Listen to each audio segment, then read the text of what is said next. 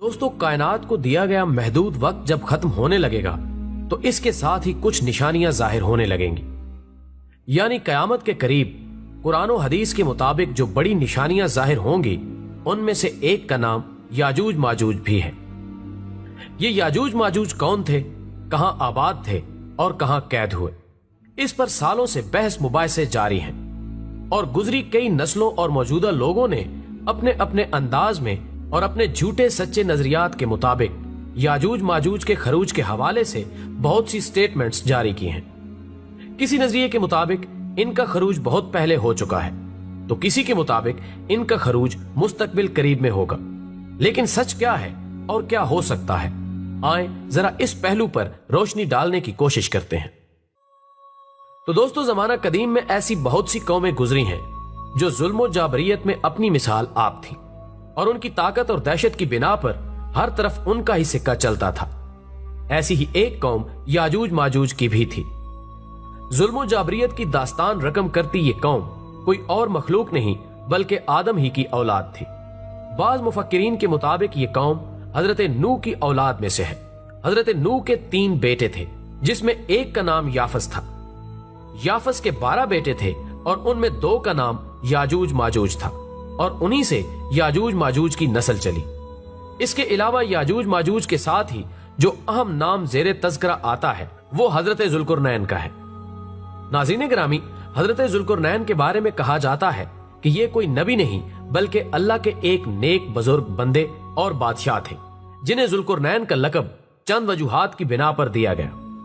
एक तो ये कि वो जमीन की 2 इंतहाओं में सफर किया करते थे, यानी मशरिक और मगरिब के दरमियान, और बाज के मुताबिक ये लकब रोम और पेरिस पर हुक्मरानी के बायस अता किया गया और बहादुर और ताकतवर बादशाह होने के नाते दुनिया भर के बादशाह उनके ताबे थे और उनके खालाजाद भाई हजरत खिज़र अलैहिस्सलाम उनके खास वजीर थे।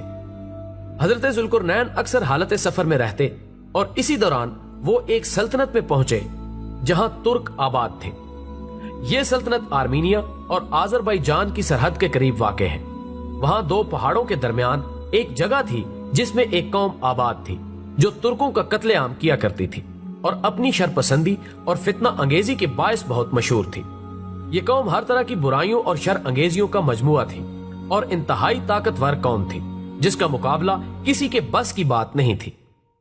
ख़वातीनो हजरात, याजूज माजूज के इस दुनिया में दोबारा खरूज की अहमियत का अंदाजा इस बात से भी लगाया जा सकता है कि दजाल जो कि कयामत की बड़ी निशानियों का मरकज है, लेकिन इसका तज़किरा कुरान में कहीं भी नहीं मिलता। लेकिन याजूज माजूज का जिक्र कुरान में तफसीलन मौजूद है। बहरहाल तुर्क कौम ने इस कौम की जुल्म जाबरियत से तंग आकर हजरत जुल्कुरनैन अलैहिस्सलाम से यह दरखास्त की कि वो इन 2 पहाड़ों के दरमियान रास्ता किसी तरह बंद कर दे तो हम आपको इसका मुआवजा देंगे, जिसका जिक्र कुरान पाक में यूं बयान हुआ है। और उन्होंने कहा, ऐ जुल्कुरनैन, याजूज माजूज इस मुल्क के बड़े फसादी हैं, तो क्या हम आपके लिए खर्च का इंतजाम करें इस शर्त पर कि आप इनके और हमारे बीच एक दीवार खड़ी कर दें। लेकिन हजरत जुल्कुरनैन ने किसी भी किस्म के मुआवजे के बगैर महज अजर सवाब की नीयत से इस काम को करने की रजामंदी जाहिर कर दी और यह तय हुआ कि पहाड़ों के दरमियान रास्ते को एक मजबूत दीवार से बंद कर दिया जाए। चुनांचे उन्होंने तुर्कों से कहा कि वो मिलकर उनकी मदद करें। इस तरह बादशाह ने पहाड़ों के दरमियान लोहे के बड़े बड़े टुकड़े तरतीब से रख दिए और फिर कहा कि इन पर आग जलाओ। जब वो आग भड़क कर सुर्ख हुई तो उन पर पिघला हुआ तांबा डाला गया। इस तरह एक नाकाबिले तस्खीर दीवार सामने आई जो बिल्कुल किसी पहाड़ की मानंद लग रही थी।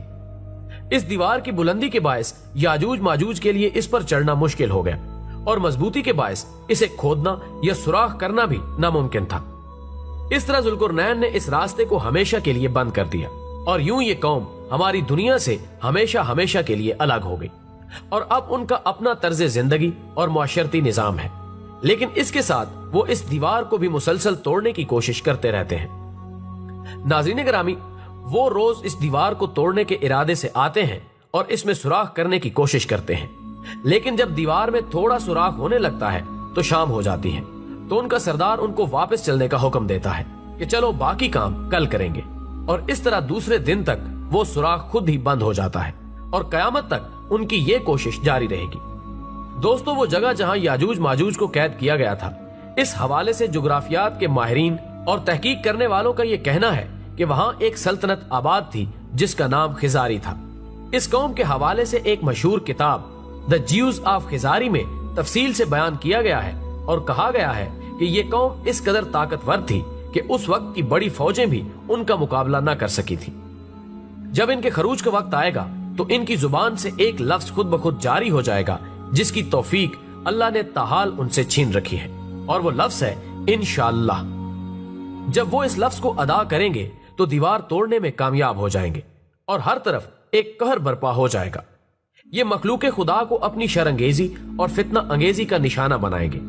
ان کی طاقت کا اندازہ اس بات سے بھی لگایا جا سکتا ہے کہ حضرت ذوالقرنین جو کہ ایک بہادر اور طاقتور بادشاہ تھے اور ان کی فوج بھی ان کا مقابلہ نہیں کر سکتی تھی، اس لیے ان کو دیوار کے پار قید کر لیا گیا۔ جب یہ قوم آزاد ہو جائے گی تو وہ تباہی مچاتے ہوئے نکل پڑے گی اور ان کا پہلا گروہ بحر تبریہ تک پہنچے گا اور اس جھیل کا سارا پانی پی جائے گا جو کہ فلسطین کے شمال میں واقع ہے اور فلسطین کی سب سے بڑی جھیل کہلاتی ہے۔ اسی طرح جب آخری گروہ پہنچے گا تو وہ حیران ہو کر کہے گا کہ یہاں کبھی پانی ہوا کرتا تھا۔ پھر یہ قوم ہر طرف فساد برپا کر دے گی اور اسی طرح ایک وقت آئے گا جب ساری زمین پر ان کا قبضہ ہو جائے گا، اور جب یہ قوم یروشلم کے پہاڑ پر پہنچے گی تو کہے گی اب تمام زمین پر ہمارا قبضہ ہے، اور آسمان کی طرف تیر برسائے گی اور وہ تیر خون آلود ہو کر واپس آئیں گے۔ اس وقت حضرت عیسیٰ علیہ السلام کا ظہور بھی ہو چکا ہوگا اور وہ دجال کو قتل کرنے کے بعد دنیا کا امن و امان واپس لوٹانے کی کوشش میں سرگرداں ہوں گے۔ ایسے میں دجال کی موت کے بعد انہیں حکم ہوگا کہ اے عیسیٰ، وہ قوم نکل پڑی ہے جس کی طاقت کا مقابلہ کسی کے بس میں نہیں ہے۔ آپ یا تو کوہ طور کی طرف نکل جائیں یا پھر قلعہ بند ہو جائے، اور اس طرح حضرت عیسیٰ اپنے بے بس ساتھیوں سمیت ہر طرف سے یاجوج ماجوج کی یلغار میں آ جائیں گے اور اس خوفناک قوم کو شکست دینے میں ناکام ہو جائیں گے۔ لوگ قطار در قطار اس قوم کے ساتھ شامل ہوتے چلے جائیں گے اور 1000 میں سے 900 لوگ یاجوج ماجوج بن جائیں گے۔ خواتین و حضرات، حضرت زینب رضی اللہ تعالی عنہ فرماتی ہیں کہ حضرت محمد صلی اللہ علیہ وآلہ وسلم نے ایک بار فرمایا تھا کہ عربوں کے لیے تباہی ہے اس شر سے جو بہت قریب آ چکا ہے، اور اس کے ساتھ ہی انہوں نے اپنی انگلی سے حلقہ بنا کے دکھایا اور کہا کہ یاجوج ماجوج کی دیوار میں اتنا سوراخ کر دیا گیا ہے۔ تو حضرت زینب رضی اللہ تعالی عنہ نے فرمایا کہ یا رسول اللہ، کیا ہم تباہ ہو جائیں گے حالانکہ ہم میں سے بہت سے نیک لوگ ابھی موجود ہیں؟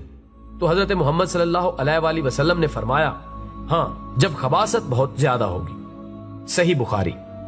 دوستو، اس کے علاوہ قرآن مجید کی سورہ نساء میں یہ بیان کیا گیا ہے جس بستی کو ہم نے تباہ کر دیا تھا اس کے باشندوں پر پابندی ہے کہ وہ وہاں نہیں جا سکتے یہاں تک کہ یاجوج ماجوج نہ کھل جائیں اور وہ بلندیوں سے اترتے نظر آئیں گے۔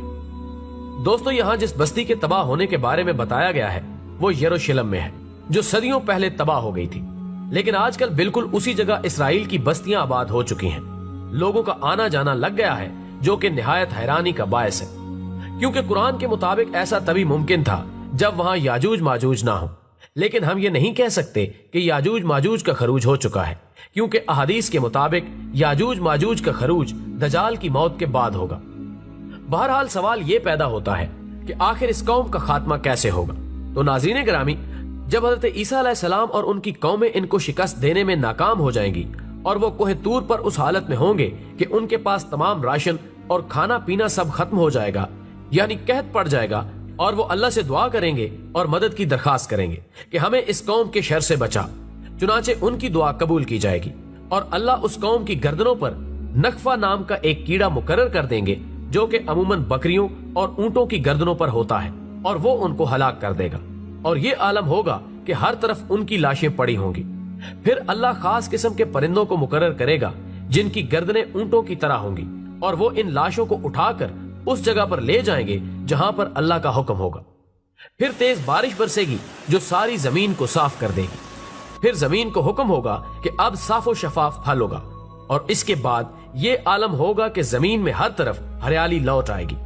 پھل اس قدر ہوں گے کہ ایک انار بہت سے لوگوں کے لیے کافی ہوگا، اور مویشیوں کا دودھ پوری بستی کے لیے کافی ہوگا۔